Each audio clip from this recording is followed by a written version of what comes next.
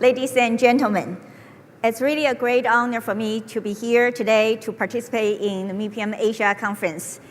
And I think that the presentation today, I will be focusing on the investing in Taiwan, and especially telling you why it's an important time to invest in Taiwan. Especially after the financial crisis, we all know that we all see Asia really did not consume enough and did not invest enough, or in a way, did not be nice enough to ourselves.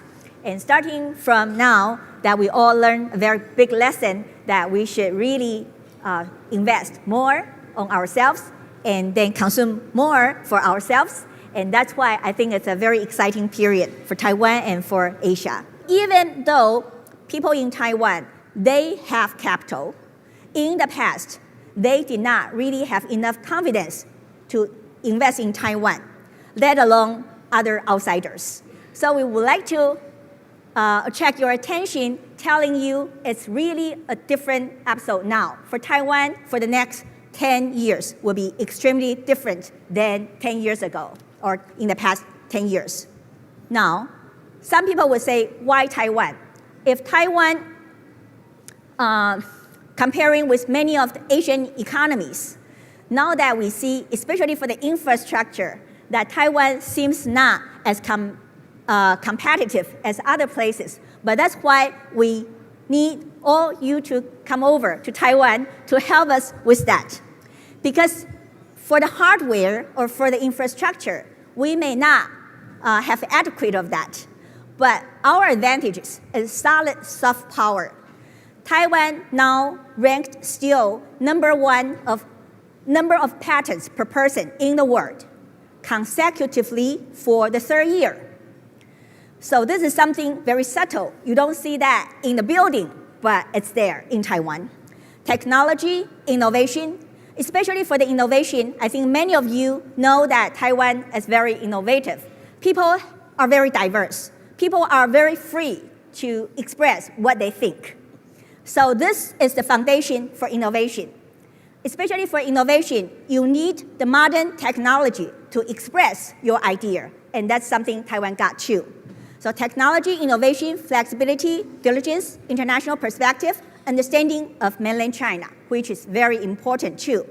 Knowledge and the experience in global deployment and solid and rich industrial base. We have very good manufacturing base for the past 50 years. So democratic system to be proud of, corporate governance, education, design and R&D, marketing, accounting, management, logistics, legal system, friendly and polite, safe and convenient living environment. That's the advantage. Some people may say, okay, if Taiwan has those advantages, then why didn't even Taiwan's people invest in Taiwan in the past? Because we want to tell you why now. It's different, as I said in the beginning, Taiwan now is different from Taiwan 2 years ago. Major policy and advantages attracting international investment in the last 2 years are many, including the most important ones, cross-strait direct transport, starting the year of July 2008. This is something that multinational firms in Taiwan have been waiting for so long. Just during the year of 2005 and 2006, there were 50 European firms and American firms exit away from Taiwan. Their headquarters told them to exit because they say, well, if we could not even get the direct transport between Taiwan and China, why stay? I think that for those who stay in Taiwan even till now, they finally got it. Okay, so for the past 2 years, we have this direct transport. Opening Taiwan to mainland tourists, starting also the year of 2008. Reduction of S8 and gift taxes from the highest margin of 50% to 10%. That happened last year, January last year. And then opening Taiwan to investment from the mainland, also last year in July.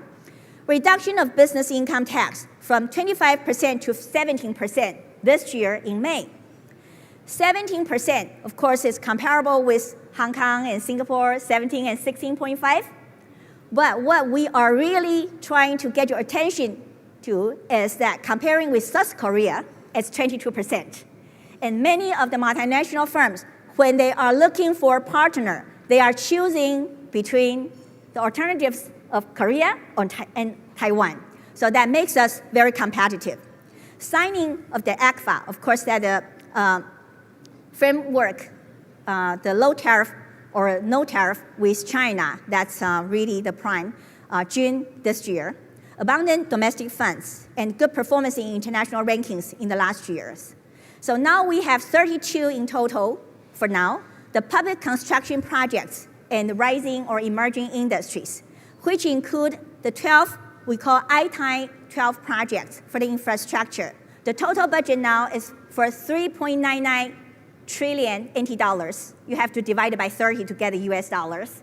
And then among that, 30% is open for the BOT, private sector's investment. You are all the most welcome for that project.